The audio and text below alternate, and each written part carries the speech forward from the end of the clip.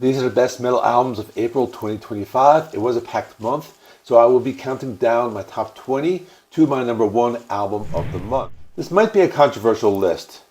The album you think will be number 1 might not be number 1, so let me get into it.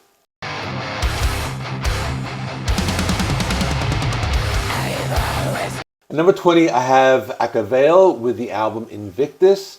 They are a French melodic death metal band. They've been active since 2018. This is their 4th full-length album. It was released on April 4th, 2025.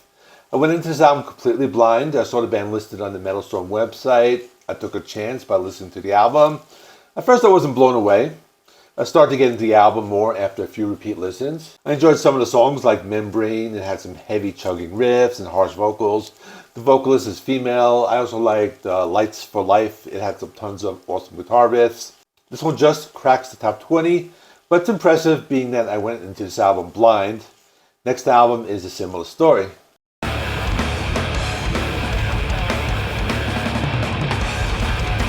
Number 19 is Ancient Death with Ego Dissolution. They are an American death metal band. This is their debut album, released on April 18th, 2025. I also went into this one completely blind. I had never heard of or had listened to this band before. I only discovered them. I was watching Thralls of Metal and they did a review of it, so it piqued my interest. I enjoyed the old school sound with the tremolo pick guitar riffs and blast beats. Also some melodic lead guitars, some slower moments. They were kind of trippy. It was not all speed and aggression. There were also deep guttural vocals and cool bass guitar playing. I thought it was a solid death metal album. 8 songs, 35 minutes. Good album to put on, just listen to it front to back. After this, I have something completely different.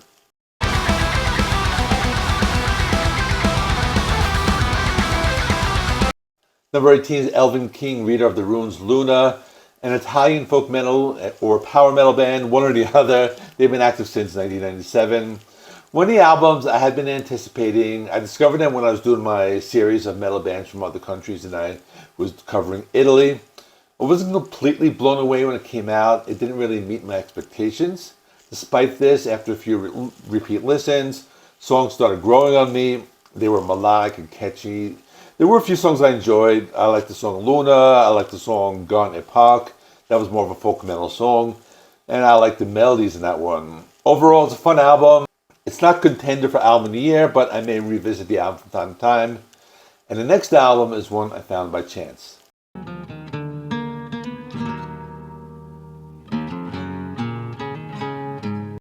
At number 17 is Fatal Embrace with 7th Sadistic Serenade. It's a German thrash metal band. They've been active since 1993. This is their 7th album, released on April 4th, 2025. Another band I went into completely blind. I just decided to listen to the band after seeing the name on the Metal Storm website. I wasn't sure what to expect, but I am a fan of German thrash, so I was confident it would be a good listen. I listened to the first track called Revel in Violence. First thing I heard was some acoustic guitars. I went into the heavy electric guitars. The song was a slow builder, but I knew it was going to get heavy. As I heard the galloping guitars and the fast drum beats, I knew this album was going to make my end of the year list. The vocals were very harsh. The vocalist was understandable. I enjoyed how there were lots of peaks and valleys that went back and forth between heavy and light. I'm actually surprised this one only ranks at number 17, but like I said, it was a packed month. The next album I have is one I didn't expect to make the end of the month list at first.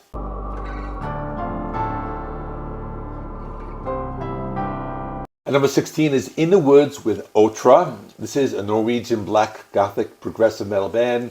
They were active in the 90s, took a break, reformed in 2014. This is their 7th album. I went into this one completely blind. I had never heard of them before. I didn't even hear other channels talk about it. I just decided to take a chance, listen to them, and see what they're all about. Didn't make much of an impression on me after the first listen, but I gave it another chance. I started to hear some new things, and it started to grow on me. I like the fact that it's a band that doesn't fit into one particular box. Sometimes it sounds like black metal, sometimes it's melodic, sometimes it's atmospheric. It's easier to listen to than you would expect it to be. Every song is completely different than the one before it. Favorite song is Come Ye Sinners. It was like Candlemass meets black metal. For that reason, I have it on this list. It was one of those unexpected surprises. This next band is going to be completely different though.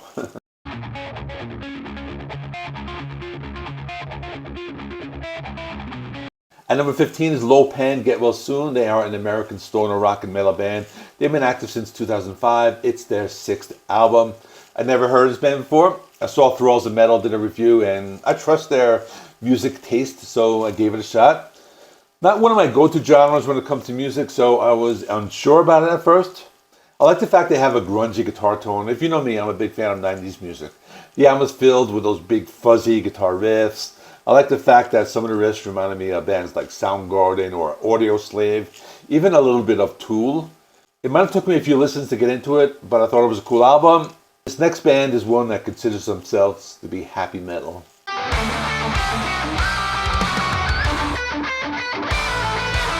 At number 14 is Trick or Treat with Ghosted. They are an Italian power metal band. They've been active since 2002. It's their 8th album. I was familiar with this band as I discovered them with their previous album, Creepy Symphonies, in 2022, so I knew what I was getting into. It was one of those situations where I knew what I was going to get. They are some upbeat power metal. It's a little cheesy, but they're fun to listen to. I like the fact that these songs are based on horror movies. For example, one song is called Evil Dead Never Sleep. Another is called The 13th, so you pretty much know what movies they're about. I also like the song Blood Moon featuring Adrienne Cohen from Seven Spires, another female singer who is really good. It's a fun album. It probably should have been released in October or closer to Halloween, but if you like cheesy power metal that's just fun and catchy, worth checking out. This next artist is also horror related, but a completely different sound, so let's continue.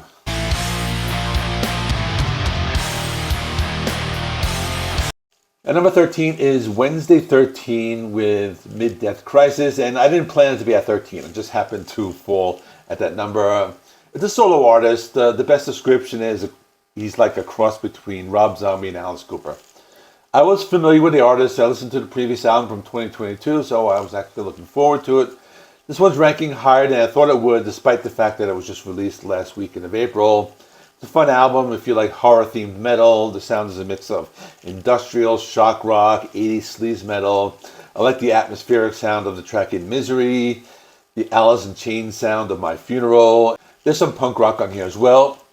It's another one that would be appropriate for Halloween, so he probably could have released this one in October, just saying, but if you're wondering where the death metal is, the next 2 albums fall into that category, so let me move on. Number 12 is Benediction, Ravage of Empires. They are a death metal band from the UK. They've been active since 1989, and they are one of the original bands from the UK death metal scene. This is their 9th album, released on April 4th, 2025. I was familiar with this band. I had discovered them a few years ago. I was researching a band called Memoriam, which had some common members. I went into this expecting it to be some straightforward UK death metal. Sometimes when an album is released at the beginning of the month, it can go one or two ways. It can grow on me, or the recency bias can wear off. So for this one, it kind of stayed in the middle, as it sounds as good as it did when I first listened to it. In other words, it didn't really go up or down. I like the fact that it's death metal that's easier to listen to. There are harsh vocals. You can understand what the vocalist is saying. The riffs are abundant, but they're still melodic. In the end, it's just some solid death metal. Probably a good band for newcomers who have never listened to death metal before. And everything I just said almost applies for this next band.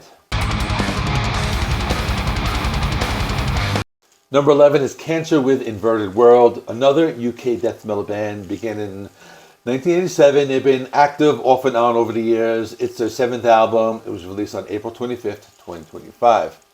I have a different story with this band. As I went into it as a newcomer, I had heard the name before, but I'd never listened to them. I also had a promo of this, so I was able to spend a little more time with this album. I think the difference between this band and Benediction is that they go a little harder and it's a little more gruesome. Otherwise, it's straightforward death metal. You get everything you would expect: heavy death metal riffs, blazing leads, deep guttural vocals, powerful drumming. The guitars can be a little dissonant at times, but otherwise you get what you expect. The vocals are understandable. That's another plus. In the end, I like this slightly more than the Benediction album. For that reason, I have it one slot above them. And now it's time for my top 10. I have a wide variety of styles.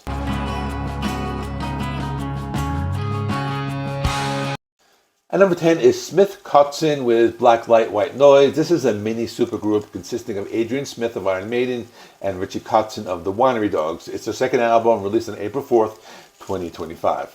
I wasn't sure about this one at first. I was familiar with the first album. I remember the first time I listened to him, I was expecting something more along the lines of Iron Maiden because it has Adrian Smith, so I kind of like made that connection in my head, but the band sounds more like the other band, the Winery Dogs. It has Richie Kotzen on vocals, and it's more of a hard rock, blues rock kind of thing. Now you're probably thinking, why is this in my top 10? And the reason is, it's just a good album. It's not a metal album. Like I said, more hard rock and blues, a little bit of jazz fusion, a little bit of R&B. But if you're a fan of blues guitar playing, definitely a good album to check out. I also felt there were some similarities with some glam bands of the 80s. I heard some similarities with King's X. And one of my favorite tracks was called Black Light. It had this cool Thin Lizzy type of sound. I was going to do a full review of it when it came out, but there were a lot of other big releases that weekend, so I never got to it. But considering it has been out almost an entire month, I think it holds up very well. And the next album I have is kind of a hidden gem. Not a lot of other channels are talking about it, so let me get into it.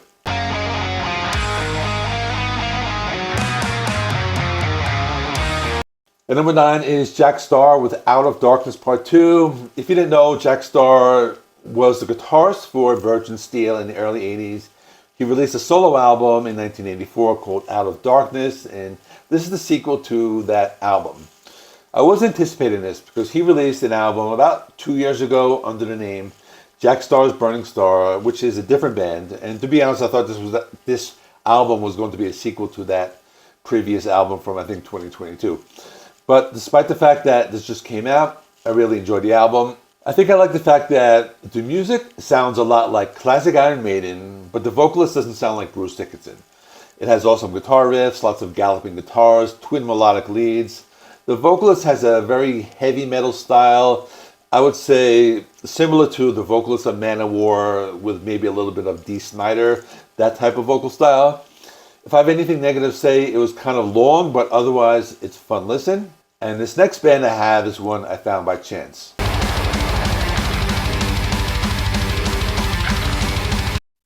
And number 8 is Warfield with The Old Breed.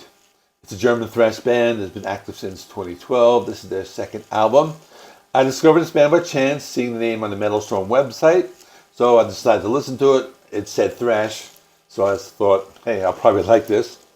And I'm glad I took a chance on it. It's some solid old school thrash metal. I would say they're similar to some of the more well-known German thrash bands. Probably the best comparison would be Sodom. They have a similar vocal style. The music is very fast and aggressive. There are lots of guitar riffs. Most of the album is fast and aggressive thrash, except for one track called Gasp, which is a 7-minute track where they slow everything down. Otherwise, it's kind of an album that just thrashes start to finish. That's why it's number 8. Now I have a death metal band that I almost missed.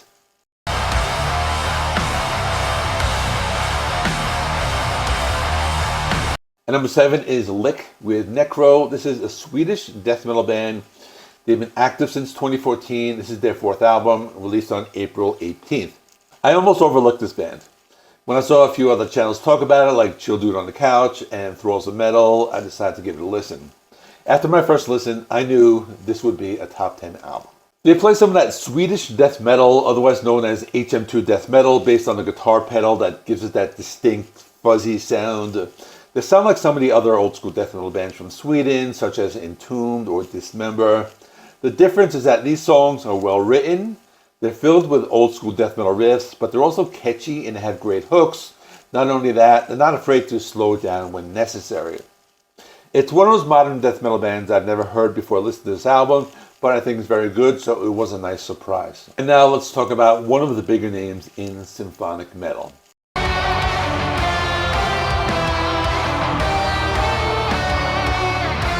And number 6 is Epica with Aspiral. They are a very well-known Dutch symphonic metal band, and Aspiral is their 9th studio album.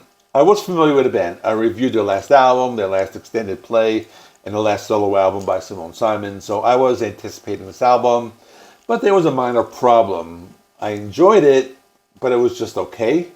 Didn't really wow me, but I gave it some more time. And now I appreciate it much more. After a few repeat listens, it has grown on me, and it's pretty obvious that it has because it is at number 6. I like the symphonic sound of the song Cross the Divide. Simone Simons has awesome vocals throughout the whole album, but especially the track Arcana. And the catchy song is that one of the singles called Time. It has that chorus that's super catchy, like la la la la la la la la. And I'm sorry, had to sing it because it's still in my head. I can't get it out of my head. This is not the best Epica album, but then again, I haven't really done a deep dive into all their albums, but I've heard other people say some good things, some bad things. But I think it's a solid Epica album. So let me move on. This next album actually surprised me because they're a band that I've known about for a long time. So let me talk about it.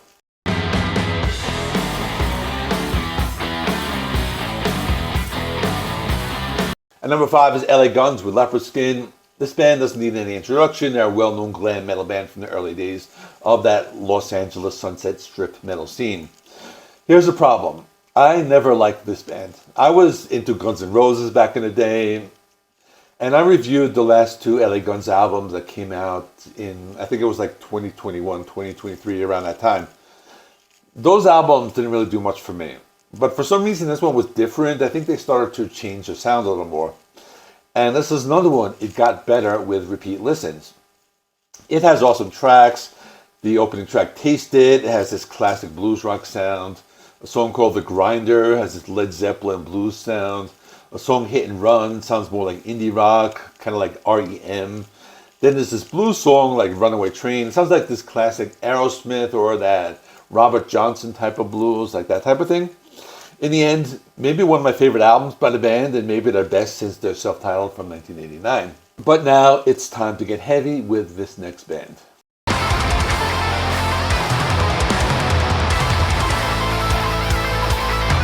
And number 4 is Allegaeon with the Ossuary Lens. This is an American tech death band that formed in 2008. It's their 8th album. They have a sound that mixed tech death with melodic death metal. They also experiment with softer passages and acoustic guitars and stuff like that. I went into the album completely blind. I did a full review of the album only because I think there weren't really any other big albums like released that weekend, so I decided to go all in. This one surprised me because I'm usually not a big fan of tech death. The album has some awesome tracks like Chaos Theory, has some cool death or cool tech death.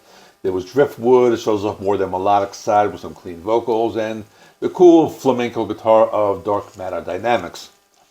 I'm surprised it ranks so high. It's one of those albums that I have been going back to maybe like the most this month. And this next band is one I had never heard of before.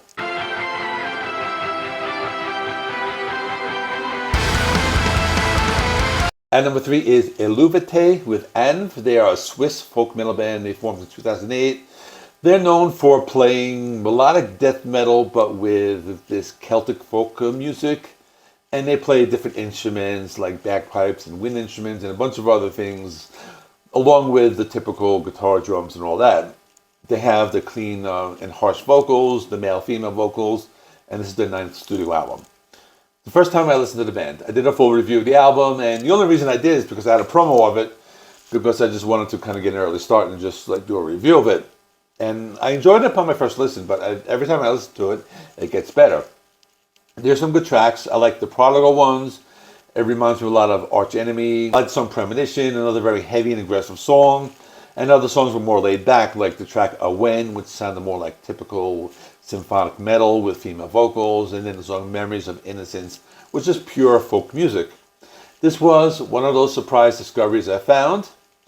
But now it's time for one of the biggest albums of the year, and it just missed the number 1 spot.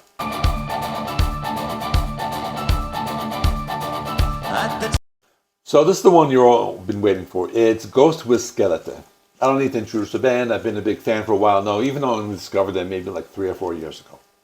Upon first listen, I thought they kind of played it safe. I thought it was kind of like Impera 2.0. But I gave the album some time. I started to appreciate it more than I did at first. The album is solid, start to finish. I would say my favorite songs were the non-singles. There's a very catchy power ballad called Guiding Lights. There's a big Queen and Brian May influence throughout the album. It could be heard on many songs like Cenotaph, but my favorite track is still Umbral, as I said in the review. Overall, it's a solid Ghost album. Maybe not as good as Meliora, maybe not as good as Prequel, but it's a solid album. And now, it's time for my number one. It's a lesser known band, so let's talk about it.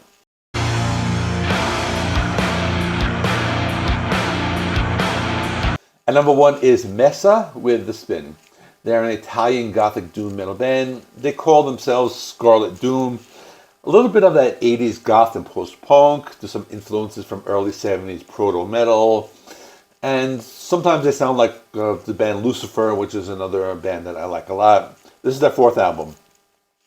I was looking forward to this. I discovered them a few months back during my Discovery Metal series when I was covering Italy. The album has a lot of variety. The first two songs, Void Meridian and At Races, were more gothic rock. Then Fire on the Roof was more modern rock. Immolation was a softer ballad, and they showed off their doom metal sound on the second half of the album with songs like The Dress. They did some of that Led Zeppelin style blues on the song Reveal and some sultry vocals on the track Thicker Blood. In the end, it's a band everyone should check out. And that's all. Check out this playlist. You can find many of the albums I talked about in this video.